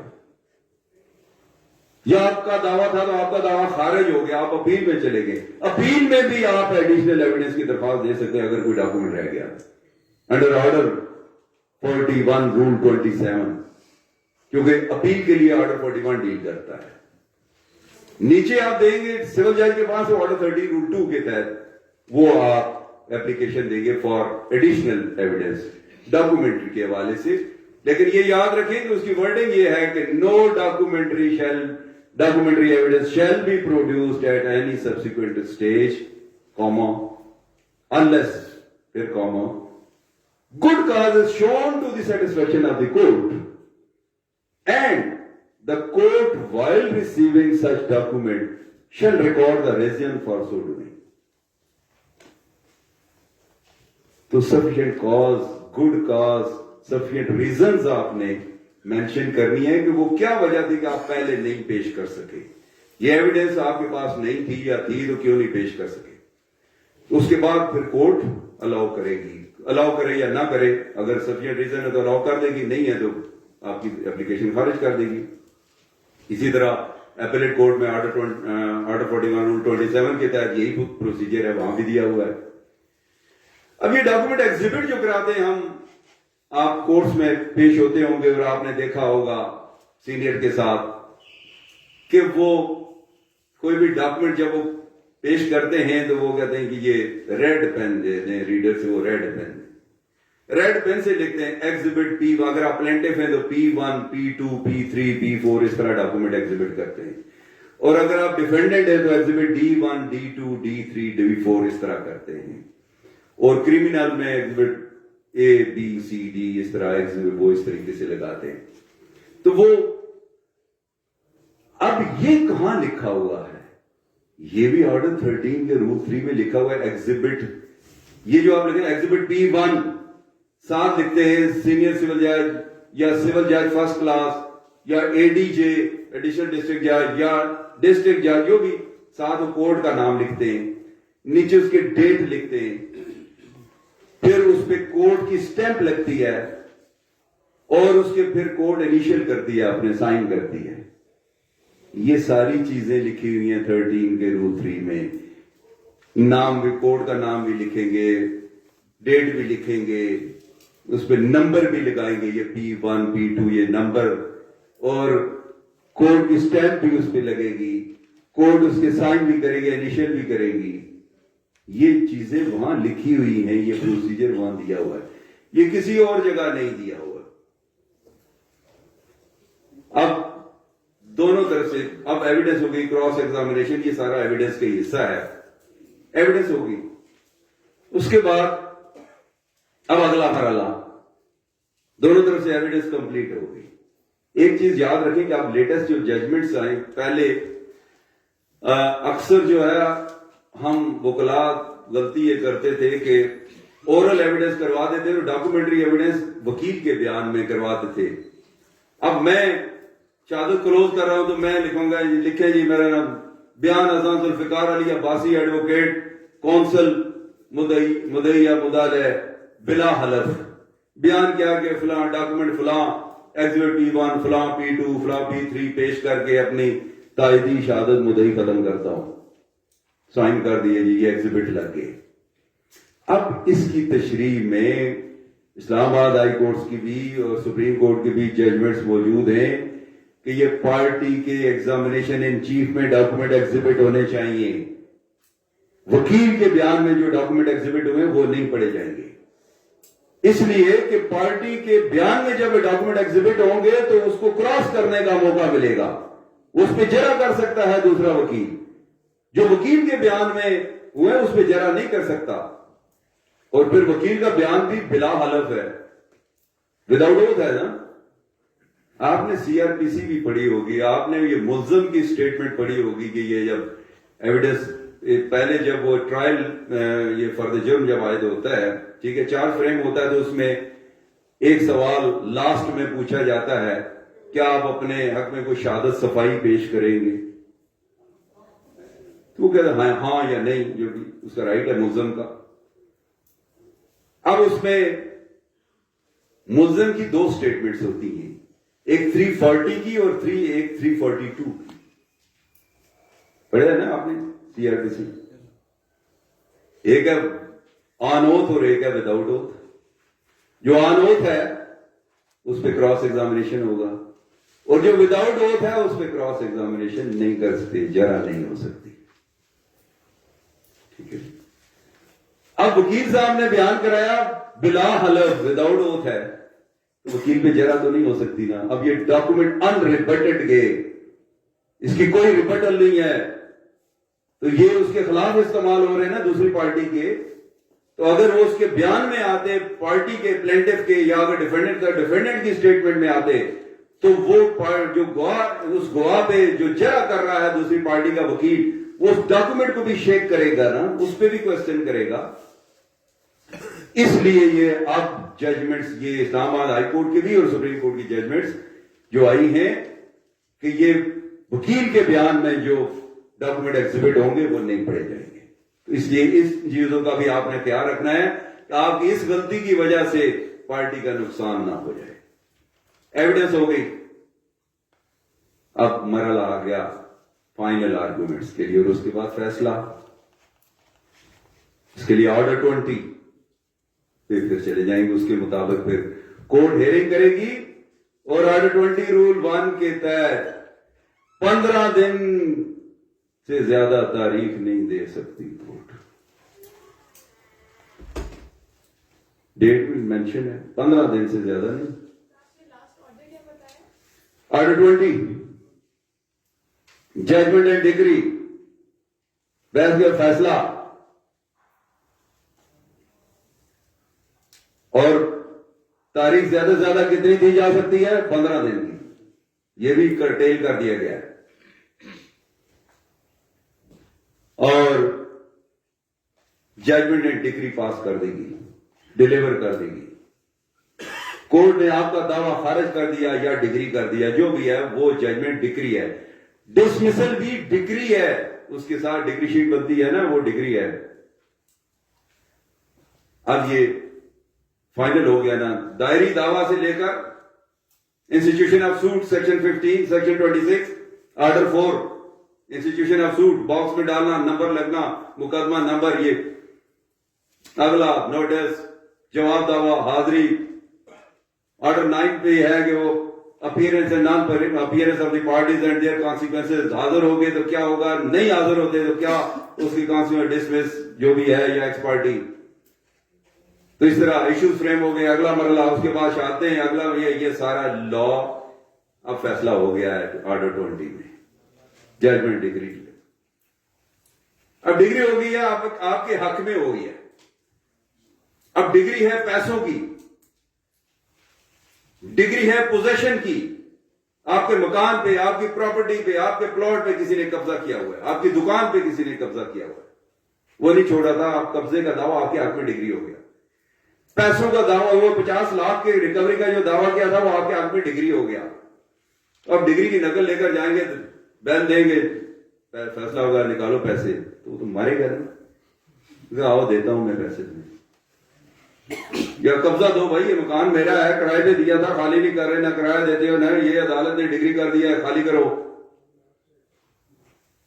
تو دے گا, وہ تو مارے گا, ٹانگیں توڑے گا. اس کے لیے پھر آپ نے اگلا مرحلہ کیا ہے, اسی کورٹ کے پاس واپس جانا ہے کہ یہ ڈگری تو آپ نے کر دی ہے میرے حق میں, لیکن اب اس پہ عمل درآمد بھی کروائیں. یہ حق مجھے لے کر دیں اس سے, یہ قبضہ اس سے لے کر دیں, یہ پیسے اس سے لے کر دیں. یہ جو بھی ہے کورٹ کا جو بھی آرڈر ہے اس پہ عمل درآمد کرانے کے لیے پھر آپ ایگزیکیوشن پٹیشن فائل کریں گے. سیکشن 36 کے تحت آپ نے ایگزیکیوشن ایک پرفارما ہے وہ فل کر کے اس کے ساتھ یہ ڈگری کی کاپی لگانی ہے, اور اسی کورٹ نے, جس کورٹ نے ڈگری پاس کیا, اسی کورٹ کے پاس جانا ہے.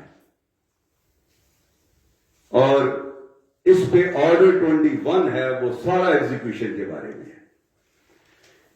اور اتنا زیادہ لا ہے ایگزیکیوشن پہ کہ ساری سی پی سی کی سیکشنز ایک طرف, ٹوٹل سیکشن جو ہے یہ آپ کی سی پی سی کی 153 ہیں, ٹھیک ہے. آگے 54 55 تو وہ ویسے ہی اومیٹ ہو گئی ہے. لیکن آرڈر 21 کے 104 رول ہیں, ایک آرڈر کے 104 رولز ہیں. کہیں پہ 102 ہے, کسی 103 بھی ہیں, کچھ سی پی سی میں 104 رولز. تو یہ 104 رولز ایک آرڈر کے ہیں. یہ سب سے لمبا آرڈر ہے. سب سے چھوٹا آرڈر جو ہے نا وہ آرڈر 4 ہے, جو انسٹیٹیوشن آف سوٹ کا 2 ہی اس کے رولز ہیں, جو میں نے بتایا نا, یہ دائری دعویٰ کا نمبر لگے گا, اور یہ وہ اس کے 2 ہی رول ہیں, اور یہ اس کے 104 رولز ہیں. تو یہ ایگزیکیوشن عمل درآمد اس میں لمبا ایک پروسیجر ہے. ڈگری آپ نے لے لی, لیکن یہ بھی ایک پورا فل فلیج کیس ہوگا, اس لیے اس کی بھی فیس پوری لینی ہے. یہ نہیں ہے ڈگری ہو گئی ہے تو آپ عمل درآمد ہی کرانا ہے, نامینل سی فیس لے لیں, نہیں, یہ یاد رکھیں، یہ بھی بہت لمبی ایکسرسائز ہوتی ہے. دوسری طرف سے آبجیکشن پٹیشن آ جاتی ہیں، کنٹیسٹ کرنا پڑتا ہے، لیگل آبجیکشنز آتے ہیں، وہ آپ نے اسی طریقے سے فل فلیج کیس کنٹیسٹ کرنا ہے. اس لیے فیس بھی اتنی ہی لینی ہے جتنی آپ نے مین کیس میں لینی ہے. فیس لینا بھی ایک گر ہے، یہ بھی ایک آرٹ ہے نا، ہر آدمی نہیں لے سکتا.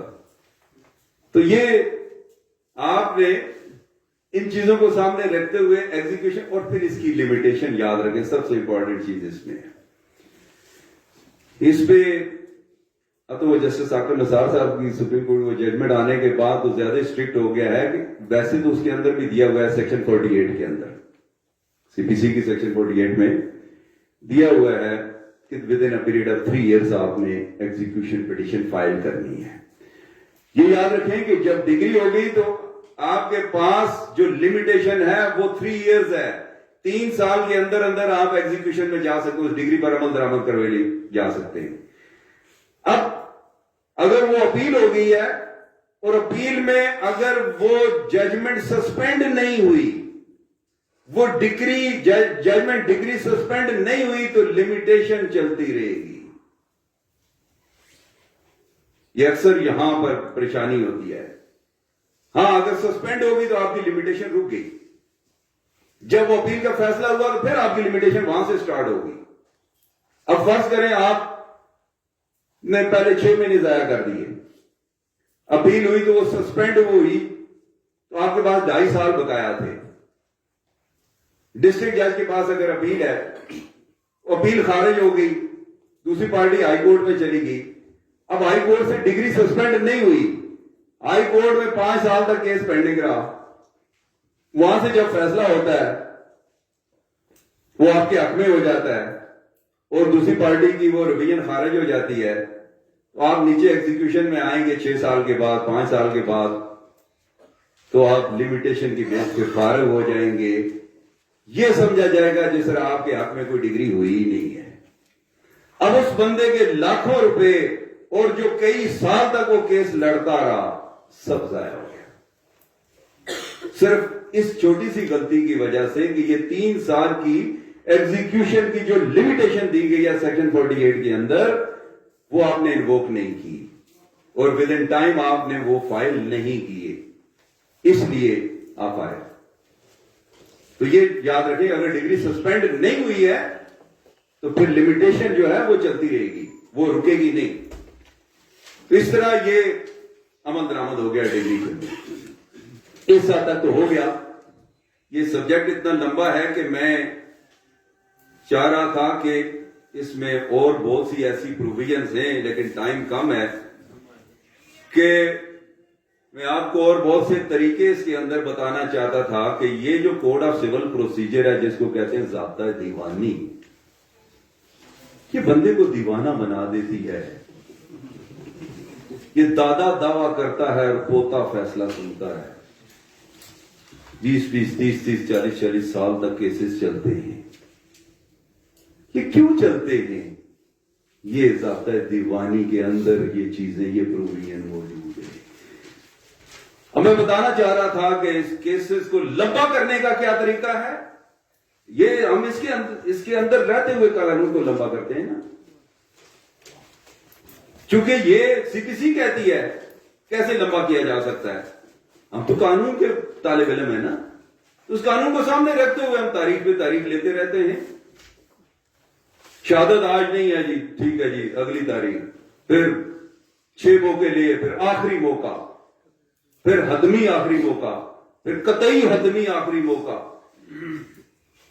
وہ پتہ نہیں کتنی سپرلیٹیو ڈگریز چلی جاتی ہیں، آخری، قطعی آخری، حتمی آخری، قطعی حتمی آخری، پھر کاسٹ پہ تاریخ پہ تاریخ ہوتی رہی ہے. یہ کس قانون کے تحت؟ اس سی بی سی کے اندر پروویژن ہے.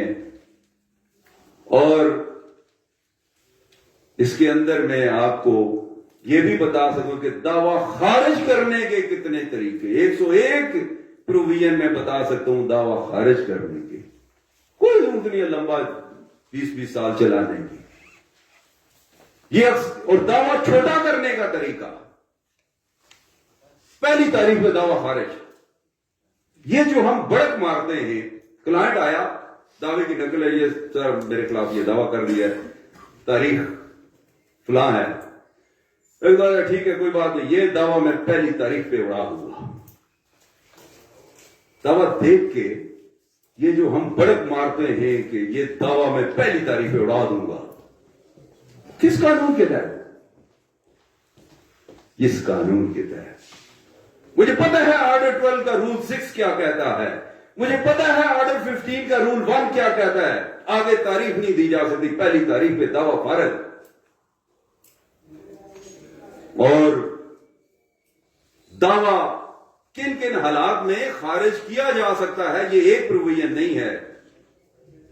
یہ چونکہ اب ٹائم بہت ہے، آگے جمعہ بھی ہے، تو یہ اگر کوئی مزید ٹائم ملا تو میں آپ کو سیکشن 9 کے تحت دعویٰ خارج کیا جا سکتا ہے، سیکشن 10 کے تحت، سیکشن 11 کے تحت، سیکشن 12 کی سب کلاس 1 کے تحت، سیکشن 16، سیکشن 91 ایڈوکیٹ جنرل کی پرمیشن نہیں لی، دعویٰ ڈائریکٹ دائر کر دیا پبلک نیوسینس، پبلک چیریٹیز کے حوالے سے، سیکشن 91 اور 92، آرڈر 2 کے رول 2 کے تحت، آرڈر 6 کا رول 16 پلیڈنگز میں امینڈمنٹس کے حوالے سے، آرڈر 6 کا رول 18 امینڈمنٹ کے لیے کورٹ نے آرڈر کیا نہیں امینڈڈ پلین فائل کر سکے، دعویٰ خارج.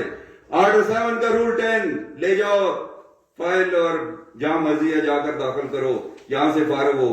آرڈر 7 کا رول 11، آرڈر 7 کا رول 21 فرد پتہ خالی نہیں جمع کرایا، اس کے دعوے کے ساتھ نہیں لگایا. فرد پتہ کیا ہوتا ہے؟ ایڈریسز پلینٹس کے، جتنے بھی پلینٹس ایک ہیں یا جتنے زیادہ ہیں ان کے سارے کوائف آپ نے لکھنے، صرف وہ فرد پتہ ہی پرفارما ہوتا وہ نہیں لگایا، دعویٰ خارج رول 21 کے تحت. اسی طریقے سے آرڈر 9 کا رول 2 کے تحت طلبانہ جمع نہیں کرایا، پروسیس فی جمع نہیں کرائی، suit would be dismissed due to non depositing of process fee. طلبانہ کیا ہوتا ہے؟ 2 روپے کا ٹکٹ لگانا ہوتا ہے نا، وہ نہیں جمع کرایا، دعویٰ خارج. Rule 3 none appearance on behalf of any other، کوئی پارٹی بھی پیش نہیں ہوئی. Rule suit be dismissed due to non prosecution، تو یہ رول 3 کے تحت جو ہے وہ. اسی طریقے سے آگے رول 8 کے تحت، رول 9 کے تحت، رول 8 میں ڈیفینڈنٹ حاضر ہے، پلینٹف حاضر نہیں ہے، دعویٰ خارج ہو گیا، سیکنڈ سوٹ پرماننٹلی پریکلوڈ ہو جاتا ہے، نہیں کر سکتے، حالانکہ عدم پیروی خارج ہوا ہے، پھر بھی ہمیشہ کے لیے بار ہے، دوبارہ نہیں آ سکتے، سبجیکٹ ٹو لمیٹیشن. اسی طریقے سے آرڈر 10 کا رول 1 کے تحت، آرڈر 10 کے رول 4 کے تحت دعویٰ خارج کیا جا سکتا ہے. آرڈر 12 کا رول 6 ابھی جو میں نے آپ کو بتایا، آرڈر 14 کے رول 7 کے تحت دعویٰ خارج کیا جا سکتا ہے. آرڈر 15 کے رول 1 کے تحت پہلی تاریخ پہ دعویٰ، آگے تاریخ کورٹ باؤنڈ ہے، اگلی تاریخ نہیں دے سکتی، پہلی تاریخ پہ دعویٰ خارج کرے گی. آرڈر 17 کے رول 2 کے تحت، آرڈر 20 کے تحت، آرڈر 22 کے رول 8 کے تحت انسالوینسی کے حوالے سے، آرڈر 23 کے رول 1 کے تحت withdrawal of the suit without permission of the court, without the leave of the court. اسی طریقے سے آرڈر 23 کے رول 3 کے تحت، آرڈر 32 کے رول 2 کے تحت where suit is issued without next friend, minor, major, idiot, mad, lunatic، ان کے حوالے سے سوٹ فائل ڈائریکٹ وہ نہ کر سکتے ہیں، نہ ان کے خلاف کیا جا سکتا ہے without impleading next friend، دعویٰ خارج. اس کے اندر ورڈ لکھا ہوا ہے that plaint must be taken off from the file، یہ ورڈنگ ہے، ایسے دعوے کو اٹھا کر باہر پھینک دیں. کتنی پروویژنز موجود ہیں، پہلی تاریخ پہ دعویٰ خارج. تو دوسری طرف آرڈر 17 کا رول 1 کیا کہتا ہے، آرڈر 17 کا رول 2 کو کیا کرتا ہے، آرڈر سیکشن 48 کیا کہتی ہے، انڈارسمنٹ آف ٹائم.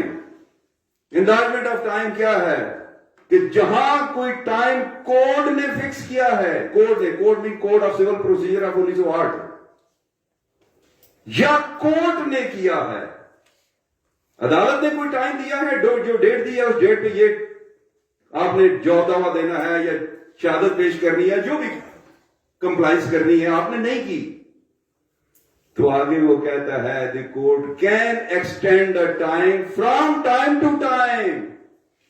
اگر کوئی ریزنیبل گراؤنڈ ہے تو court can extend further time from time to time. تاریخ پہ تاریخ دی جا سکے، 5 سال تک وہ تاریخیں دے، 6 سال تک دے، 10 سال تک تاریخیں دے. یہ سیکشن 48 کہتی ہے، یہ آرڈر 17 کہتا ہے.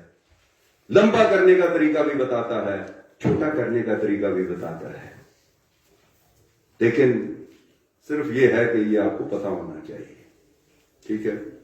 Any question? क्विक क्वेश्चन, आपने लिमिटेशन की बात की कि अगर टाइम बार हो जाए एग्जीक्यूशन फाइल ना रही, उसकी कोई रेमेडी है सर? उसका रिवर्सल हो सकता है? लिमिटेशन? यानी आपका टाइम बार्ड है लेकिन आप फिर कोई ऐसा फोरम या ऐसी कोई रेमेडी है कि आप लिमिटेशन को आप सेटिस्फाइड करें? लिमिटेशन सेट जब एक स्टार्ट हो गया तो फिर कैसे लिमिटेशन रुक जाएगी? देखें, लिमिटेशन कुछ हालात में रोकी जाए. मसलन आपके खिलाफ जिस तरह ये जजमेंट पास हुई, जैसे एक तो मैंने कहा कि इनिशियली जो आप सूट फाइल करते हैं उसकी लिमिटेशन दी हुई है, वो कैसे कंडोन होगी जब वो लिमिटेशन दी हुई है? मसलन ये जो मैंने स्पेसिफिक परफॉर्मेंस का बताया कि टाइम भी उसके अंदर लिखा हुआ एग्रीमेंट के इस डेट तक पैसे देने और इसने ट्रांसफर करानी है, तो वहां से लिमिटेशन स्टार्ट हो गई ना. तो आप 4 साल के बाद दवा दायर करेंगे तो टाइम बार्ड होगा ना. अगर वैलिड ग्राउंड्स दें फिर? नहीं, ग्राउंड इसमें नहीं है, लिमिटेशन है. और उसके अलावा ये जो फैसले होते हैं, अब मतलब अपील के लिए या रिवीजन के लिए या रिव्यू के लिए एक लिमिटेशन दी है, 30 डेज है या 60 डेज या 90 डेज जहां दी हुई है, आपने उसके लिए है कि जहां रुक जाती है लिमिटेशन, आपने कॉपी के लिए अप्लाई किया, जो फैसला आपके खिलाफ हुआ है आपने अपील फाइल करनी है. अब आपने अपील फाइल करनी है तो आपके पास फर्ज करें 30 डेज हैं, तो आपने फैसला जो हो गया तो उस डेट से आपकी लिमिटेशन स्टार्ट हो गई from the date of announcement of judgement.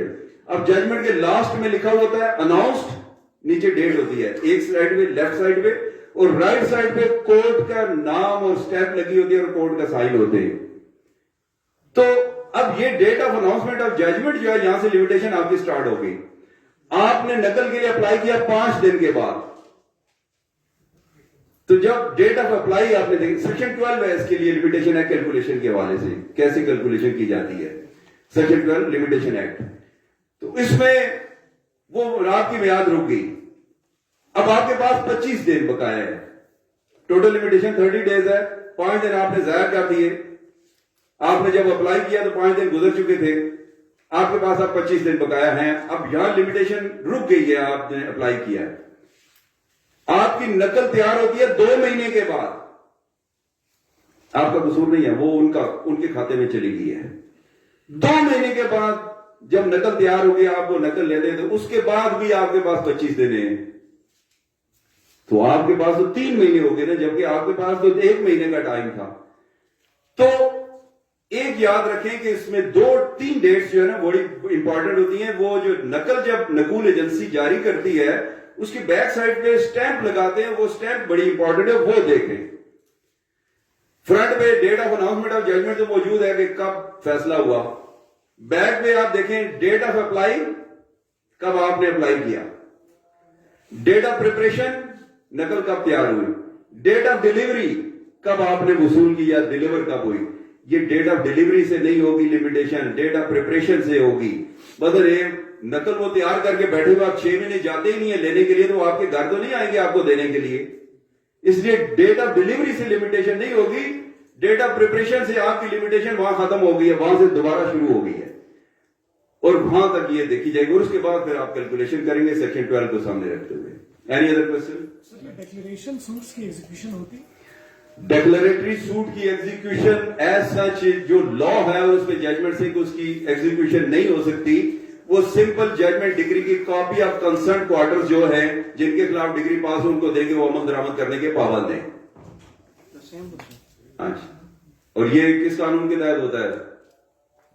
आपका राइट को इन्फ्रिंज हुआ है, ये आप जब ये मैं आपको बता रहा हूं, ये ओपन कर रहा हूं क्वेश्चन जो आपसे एनरोलमेंट कमेटी में पूछे जाएंगे इंटरव्यू के लिए, कि आप सिविल साइड पे काम करते हैं. पहले तो जो ही आप बैठेंगे तो आपसे पहला क्वेश्चन यही किया जाएगा कि आपके साइड पे, चूंकि आपके वो सामने होती है आपकी फाइल, तो पता चल जाता है, आपने लिखा होता है ये 20 केसेज या 50 केसेज जितने वो आपने लिस्ट लगाई होती है, सिविल के हैं, क्रिमिनल के हैं, कॉर्पोरेट के हैं, टैक्स के हैं, जो भी जिस साइड पे आपने, तो फिर वही क्वेश्चन आपसे पूछे जाएंगे. अगर आपने सिविल साइड के केसेस लगाए और आपने कहा आपका सीनियर जो है वो सिविल साइड पे प्रैक्टिस करता है, आपसे पहला सवाल ही पूछा आपने किसके साथ अप्रेंटिसशिप की है, तो वो फिर समझ जाते हैं कि अच्छा ये रिजवान अब्बासी साहब के साथ की है, तो फिर आपसे पूछेंगे 9A 9B 9C, ठीक है, ये मुल्जिम की कितनी स्टेटमेंट्स होती हैं, जो अभी मैंने आपको पूछा है, ये मुख्तलिफ ये बेल हवाले से ये वो बेल जो है वो कितनी किस्म की होती है, 496, 497, 498, इसको सामने रखते हुए ट्रांजिटरी बेल जो है वो क्या है, और 496 में ये लिखा हुआ है कि ये प्री अरेस्ट बेल जो है ना ये हो सकती है, वो सरेंडर करेंगे, इसमें नहीं लिखा हुआ हदायतुल्लाह केस है उसमें PND 1948 उस 49 उसको सामने रखते हुए। तो ये सिविल के हवाले से ये जो आपका क्वेश्चन था डिक्लेरेटरी सूट के, ये भी आपसे क्वेश्चन होगा अगर आपने कहा कि मैंने सिविल साइड में प्रैक्टिस की है, तो ये डिक्लेरेटरी सूट किस कानून के तहत सेक्शन 42 है स्पेसिफिक रिलीफ एक्ट का, उसके तहत जो ये सूट फाइल किया जाता है। और ये पोजेशन के हवाले से वो स्पेसिफिक रिलीफ एक्ट में अगर आप ये भी क्वेश्चन आपसे किया जाएगा, ये मैं आपको इंटरव्यू के क्वेश्चन बता रहा हूं जो आपने आइंदा पेश होना है। और ये पोजेशन है, पोजेशन चला गया, ठीक है, आपके पास पोजेशन में नहीं रहे, आपसे जबरदस्ती किसी ने पोजेशन छीन लिया, तो आपके पास क्या रेमेडीज हैं, तो सिविल साइड पे, क्रिमिनल साइड पे, तो एक तो यह है कि इलीगल डिस्पोजेशन एक्ट का जो 2005 का जो है इस्तगासा आप फाइल कर सकते हैं बिफोर सेशन जज, ठीक है। और उसके अलावा सिविल रेमेडीज जो आपके पास हैं वो सेक्शन 9 है और सेक्शन 8 है। सेक्शन 8 का एक नॉर्मल सूट होता है और सेक्शन 9 का जो सूट होता है वो एक समरी प्रोसीजर है, उसमें 3 ही इंग्रेडिएंट्स है। First you have to prove your possession, then dispossession, then suit must be filed within a period of 6 months. Any other? जी। विरासत के सवाल में कि अगर एक मुतवफ़्फ़ी की एक बेवा है और 2 बेटियां, बेवा को तो 1/8 हिस्सा मिल जाएगा और 2 बेटियों को 2/3 मिलेगा, क्या मुतवफ़्फ़ी के भाई को हिस्सा मिलेगा? रिमेनिंग आप देखें, ये जो विरासत का कानून है उसमें ये है कि जिस दिन बंदा फोत होता है उस दिन देखना है कि उस दिन कौन कौन जिंदा है। अब एक दिन पहले भी जो मर गया तो वो तो महरूम हो गए। अब इसमें आपका जो क्वेश्चन है कि चूंकि उसके वो इशू है नरीना औलाद उसकी कोई नहीं है, चूंकि बेटा नहीं है, तो ये याद रखें इसमें 2, एक तो हनफी लॉ है और एक जो है ये शिया लॉ है। हनफी लॉ में बेटी को सालम हिस्सा नहीं दिया जा सकता, एक बेटी है तो 1/2 मिलेगा और एक से ज्यादा है तो 2/3 वो लेगी, रिमेनिंग 1/3 जो है वो जो उसके जद्दी है उसके बाप के जिसकी विरासत आगे तकसीम होनी है वो जो भी है जद्दी उसके भाई हैं, अगर भाई नहीं है तो भतीजे हैं, वो जो जिंदा है उसके लिए फिर सेकंड जो रूल वो है प्रिंसिपल के नियरर एक्सक्लूड रिमोटर्स, करीब वाले जो है दूर वालों को वो फारिग कर देते हैं। तो इस तरीके से, लेकिन शिया लॉ में वो सारी अगर एक बेटी है तो वो सारा ले जाएंगे। Any other? Thank you very much ji.